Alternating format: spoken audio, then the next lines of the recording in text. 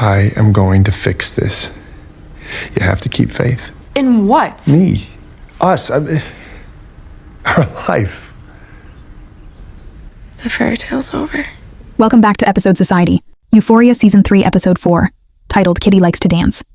And honestly, everybody in this episode is dancing, just not very gracefully. We've got Rue stumbling through the most stressful undercover job in history, Cassie trading one disaster for another and calling it a glow-up, Nate completely falling apart, Jules out here being genuinely selfish, and Maddie? Maddie is the only one with a plan. Let's break it all down. Rue. Let's start with Rue because the episode literally opens with her in the back of a cop car, and honestly, that's very on brand. The DEA has found fentanyl in her car. They know about Lori. They have a photo of her in Mexico with a cartel member. She looks them dead in the eye and says she's never been to Mexico, while they're holding the photo of her in Mexico. And here's the thing. Rue isn't stupid. She's actually sharp. But the reason she keeps fumbling isn't about intelligence. It's about control, or the complete lack of it.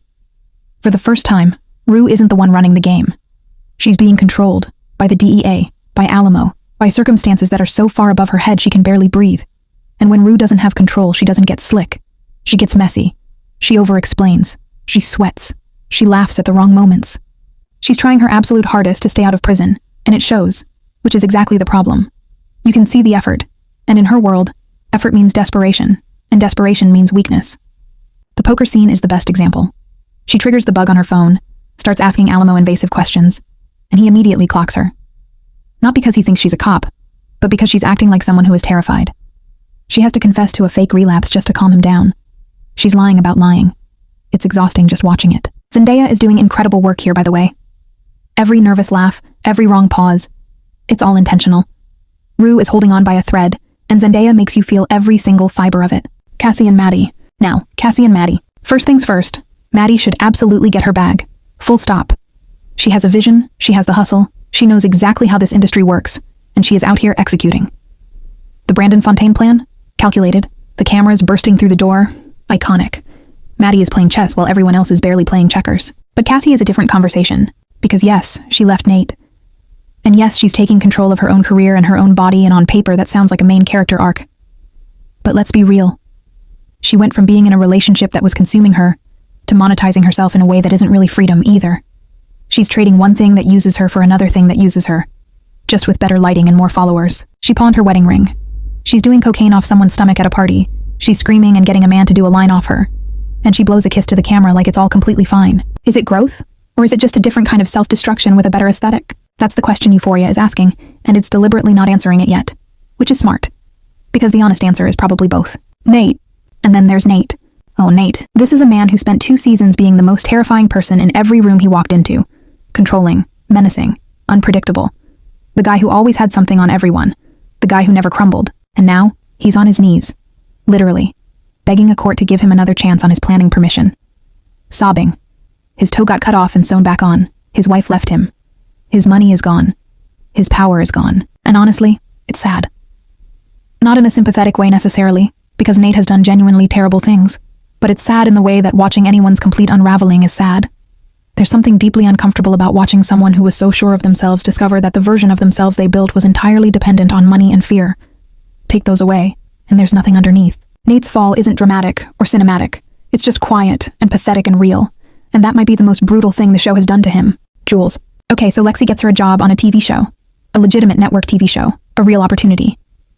And Jules decides to paint. And we have to talk about this. A very explicit painting. Full of nudity. For what is essentially a mainstream picnic scene. And then acts completely caught off guard when they say it's not appropriate. Girl, why would you paint that for a picnic? And then when Lexi's boss comes down on them and they lose over $50,000 worth of production time, Jules takes the painting home and destroys it with red paint. Like a villain in a movie about a bad artist. The selfish part isn't even the painting. It's the aftermath. She doesn't apologize properly. She doesn't take accountability. She just makes it about herself, and her art, and her feelings. Lexi is standing there, choking back tears in front of her boss, and Jules is somewhere destroying a canvas dramatically. It's villain behavior wrapped in artistic temperament. And the show knows it. The way it's framed, the way Lexi's devastation is centered, you're not supposed to be on Jules' side here. The vibe shift. Now let's talk about the elephant in the room. Because Euphoria feels different this season. And episode 4 really crystallizes that. The old Hollywood aesthetic, the Western undertones, the crime drama energy, Lori's crew and Alamo's gang going to war, A man getting shot in a robbery. This is not the Euphoria of Season 1 house parties and glitter eyeshadow. But here's the thing. It still feels like Euphoria. Not because of the visuals or the music or the plot, but because of the uneasiness. That specific feeling of watching people you care about make decisions that are going to hurt them. In slow motion, beautifully lit. That's still completely intact. It's almost like the show grew up with its characters. They're not in high school anymore. The problems got bigger. The stakes got darker. And the aesthetic followed. Is it the same show? No. Is it still worth watching? Absolutely yes. Episode 4 of Euphoria Season 3. Everybody lying, everybody stumbling, everybody trying to figure out who they are now that the old version of their life doesn't fit anymore. Rue can't lie her way out. Cassie is trading one trap for another. Nate is crumbling quietly. Jules is being selfish with a paintbrush. And Maddie is the only one with her eyes open. We're at the halfway point of the season, and things are only getting messier from here. If you watch the episode, who are you most worried about? Drop it in the comments. Like, subscribe, you know what to do. This is Episode Society, and we'll see you in the next one.